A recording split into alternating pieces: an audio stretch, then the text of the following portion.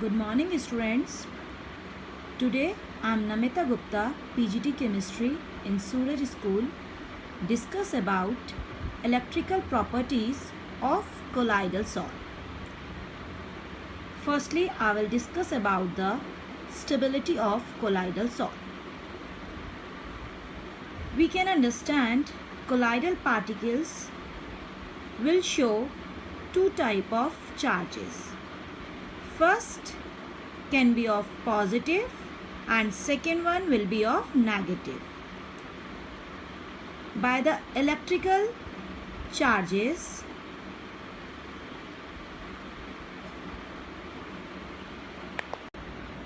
good morning students. Today I am Namita Gupta, PGT Chemistry, Suraj School. Discuss about the stability of colloidal salt. We know colloidal salts are stable. Why? Why colloidal salts are stable? Because colloidal salts contain two types of charges. Can be positive, can be negative. If colloidal particles contain positive charge, they will be repelled to each other, and because of that repulsion, they will be never settle down. And if they will be never settle down, we can say colloidal particles will be stable. Therefore, colloidal solution will be stable. On the basis of that data, we can show negative charges colloidal salt, positive charges colloidal salt. When metallic particles, that means copper, silver, gold, you are making these type of colloidal salts, these show negative charges. But if we are taking hydroxides, metal hydroxides, they will be formed positive colloidal salt. Metal sulfides, on the other hand, will show negative colloidal salt.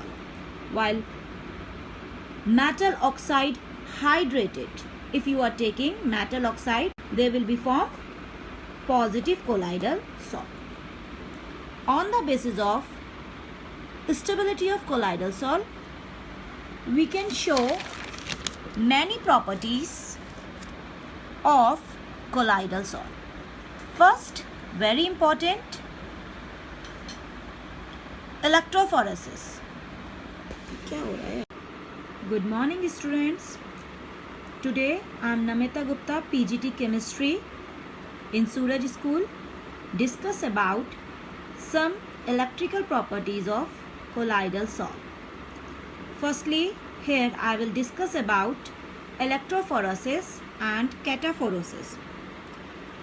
We know colloidal particles are stable because of two different charges. Colloidal particles can be positive, can be negative. If they will be show positive charge, they will be repelled to each other. And if they will be repelled to each other, they will be never collide. They will be never collapse, by which they will be never settle down and always move. And by this electrical property, we can understand the nature of colloidal particles. In this method, we are considering the movement of colloidal particles under the influence of electric field, and the particular phenomenon will called cataphoresis or electrophoresis. That means the movement of colloidal particles under the influence of electric field will called electrophoresis. In this method, colloidal particles reached at opposite electrode. By that opposite electrode, they will be neutralized or coagulate. It means we can say electrophoresis used to find out the nature of the charge of colloidal particles. Just like it, we can take one other property of colloidal solution, that will be electroosmosis. What is the meaning of electroosmosis? Electroosmosis means that process in which dispersion medium allowed to move under the influence of electric field, but colloidal particles act as dispersed phase, that's why they will be not move. The process under the influence of electricity, that's why it will be called electroosmosis. Now third property will be coagulation. This is very important property. In this process we are adding an electrolyte in colloidal solution. By the adding electrolyte, colloidal particles will aggregate, will join, so that they change into large size particles which ultimately settle down. When electrolyte will add it in colloidal sol take up opposite ion of that electrolyte and get neutralized. Therefore, it will change into precipitation form. On the basis of that logic, we are understanding a new term, flocculation.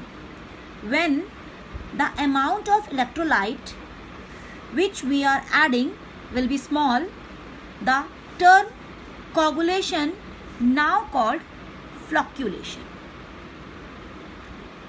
For understanding coagulation term, Hardy-Schulze law will be given. In this law, we can understand how much amount of electrolyte we are adding. It will be depend on coagulation power of that opposite charge ion which we are adding. On the basis of this Hardy-Schulze law, we can say coagulation power will be inversely proportional to coagulation value. When amount will be less, it means opposite charge ion which we are adding. On the basis of this Hardy-Schulze law, we can say coagulation power will be inversely proportional to coagulation value. When amount will be less, it means coagulation power opposite charge ion valency should be high.